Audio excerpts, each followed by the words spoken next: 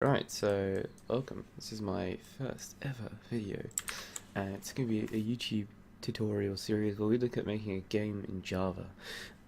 Now, the reason why I've chosen Java is because we could run it in C++, but you'd have to install various libraries for graphics programming, and graphics programming is kind of its own beast, really, because you'll find with game development there's various aspects.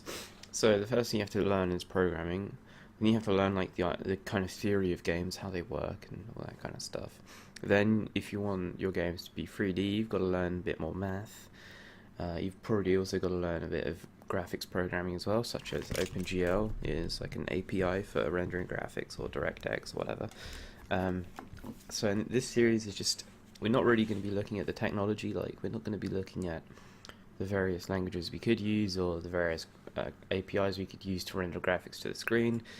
We're just going to look at the kind of theory behind games, like collision, general, like I suppose programming models, or what's the word? I don't know. Ways that you can make games, and there's usually like a way that games typically work, which I'll be explaining. So in this series, we'll just be looking at basically we'll get all the kind of basic features down, like rendering, and then we'll look at maybe implementing a simple game. So we're going to be using Java because they actually have a built-in graphics get graphics library kind of thing, and it's really useful because it means that you don't have to install any libraries, which if you use C++ is a pain in the ass, and you don't have to learn any. Well, it's not really that difficult. It's pretty what's the word? Pretty shallow learning curve, I think that's the word, but it's pretty easy. So to get started, we're going to need a couple of things. We're going to need the Java development kit. So if you want to go on Google, apologies for my keyboard because it's pretty loud, but I used to have like this stand on my microphone, so it would like listen to all the vibrations, so it'd be even louder, so it should be a bit quiet. Anyway, I digress. We're going to need the Java development kit, so you can just Google that and you can download that. We're going to need an IDE. I use Eclipse.org, and with Java, people usually say that you shouldn't use an IDE until you've like learned how to program in the language like efficiently, and you're making a large project, because you kind of have to learn the IDE as well. But Eclipse is really easy to use, as well as like writing Java without an IDE is pretty much a bit of a stupid idea, because it's so much like stuff you have to do. It's ridiculous. So we're just going to use Eclipse. You can also use IntelliJ or NetBeans or whatever you want to use, but in this case I'll just be using Eclipse because I'm used to it. So you just want to download that, press the download button, and then you look for I usually go for this one because it's the smallest file size, 155 megabytes. Download your architecture if you're on Linux, and go on your Linux or Mac and all that kind of stuff. And then once you got that, you want to go back to the JDK page, and then you press the accept thing, and then you look for your OS and your architecture, and you install whatever one you need, and that should be it. I think with Eclipse you don't actually need a Java runtime. Presumably a lot of you have anyway, but if you don't have it, just go to JRE. And basically, a little kind of the way Java actually works is that it takes your code and it runs it on a virtual machine called the Java virtual machine. And so that means that the JRE is the virtual machine basically that you run it on. So you need that to run Java programs. And that's about it. So I'm going to open up Eclipse. I think this is for Java. I have the C++ one as well, but I think this is for Java programs. So we'll see. So let me just load that up. And as for the kind of, YouTube says it has to be 15 minutes per episode. I'm thinking I could just do it all in one and then cut it up into 15-minute sections. I don't know. We'll see. Eclipse Luna is just loading up on my other screen. I've got two screens, so if you see this half of it, and it's just loading up on this one. Oh, this is my C++ one. Okay, I'll close that. Okay, I do have the Java one on my desktop as well. Oops. Here it is. Eclipse. Yada yada yada. Okay, and now it's loading up on my second screen again. OBS says that the FPS is like 20, which isn't very good. I don't think I configured this, I just installed it. But bear with. Okie dokie. It's almost done. But anyway, So I don't know what we're gonna look at today. I suppose we'll just set up the basic kind of display and everything, and you'll kind of get used to the Java API or library for rendering graphics and stuff. You see, the thing is with Java, the only downside to this graphics library is that it's pretty slow. It's not in your computer you have a graphics card and you have a processor, and when something is software accelerated, it usually runs on your processor. When it's graphics accelerated, it probably runs on your graphics card. So basically, if you use something like OpenGL DirectX, they pretty much communicate directly with your graphics card, which is pretty fast because it means that the graphics card can do what it wants to do. Whereas something like the Java library for graphics rendering, it only runs on your processor, so it's not as fast as it could be. There's also various libraries like libgdx and Slick and LWJGL. I'd say Slick is like the simplest one, and if you want to make after this, if you want to learn how to make games that are a bit faster, then you should use Slick. You can also try libgdx. I've never really used it that much myself. I was more of a Slick guy, and then libgdx was released. And then by the time it was released, I basically built my own kind of rendering thing anyway. And then you have LWJGL, which is basically a binding for OpenGL, which means that they have the new LWJGL out. But basically, it's bindings for OpenGL, and it's pretty intimidating to use, especially for a new developer. So I wouldn't recommend using LWJGL unless you've dabbled in C or something.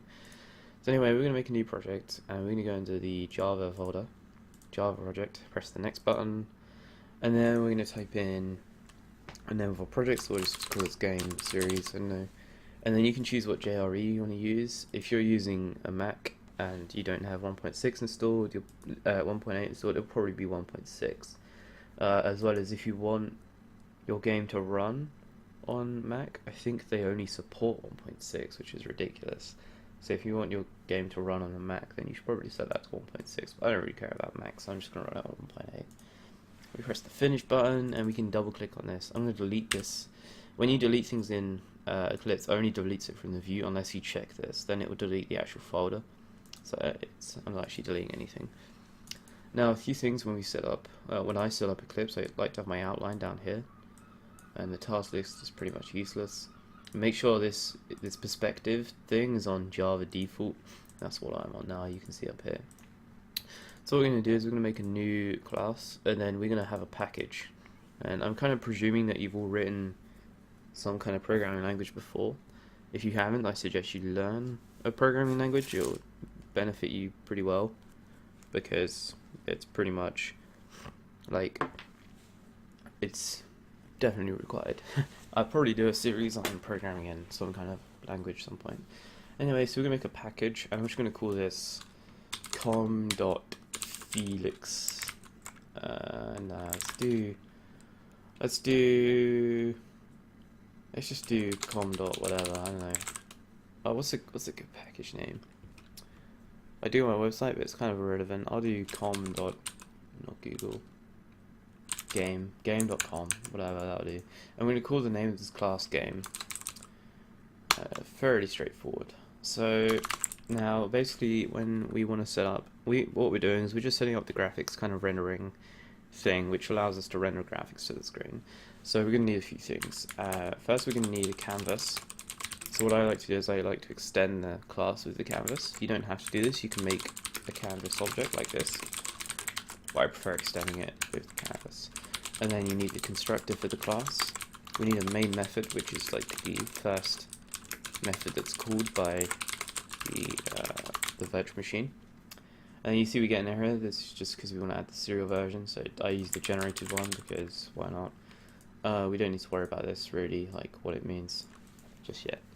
Okay, so then we want to make a new instance of our game in the main method, and we'll just say make a method called run, and then we'll call this from the main method. If it'll let me enable intelligent, yeah, let's do that. Game.run.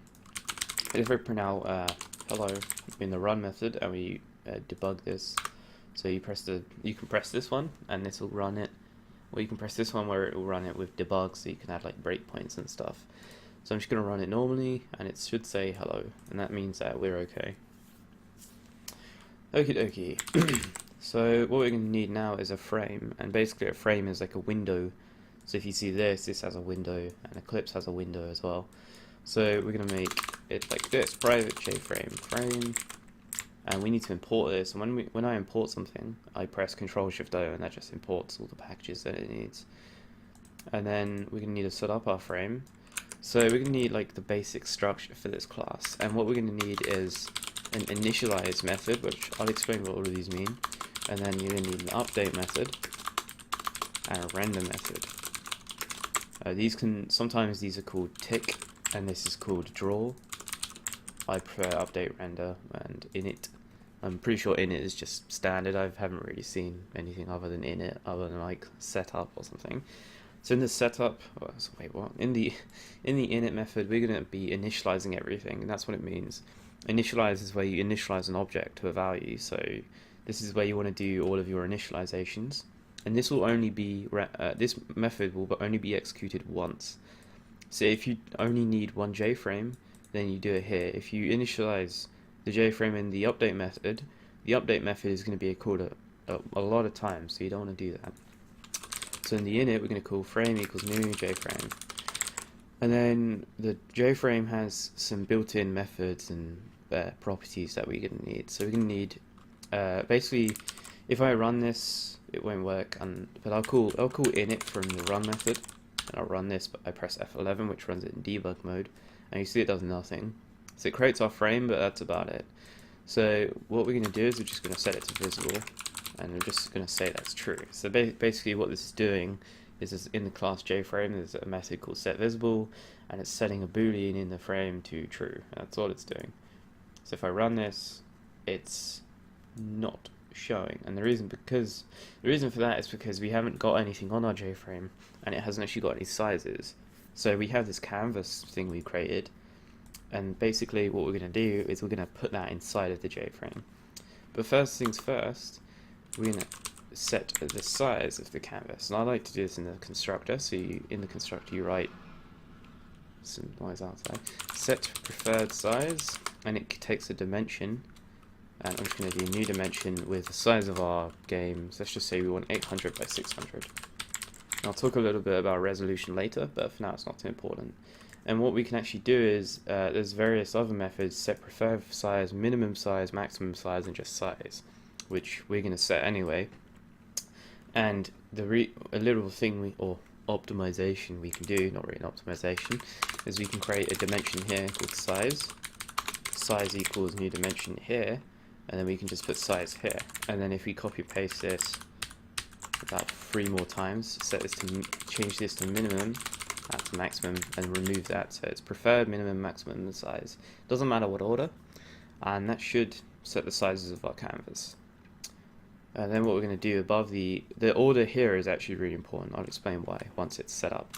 So we're going to add this, and the reason why we add this is because we're extending the canvas. So basically all the methods and everything in the canvas class, I had it set up where it would like decompile the code or whatever, but whatever. The methods inside the canvas class are actually technically inside of our game class. So if you know about inheritance in Java, then it should make sense. If you don't, you don't need to worry about it too much. So now we're going to pack, and what this does is this packs all the sizes. So it says, okay, we will set our sizes for our canvas, let's make that take effect on the frame, basically. So if we run this now, it does show up, it shows up in the top left on my first monitor. So what we can actually do is we can say, oh, and wait, sorry, hang on, I forgot to show you something as well. And if it shows up in the top left, my first monitor, and you see when I press the close button, it doesn't stop the program unless I press this terminate button here, which says terminated, which terminates the actual program. So the process will still be in my task manager as well for Java. So I'll show you it quickly again.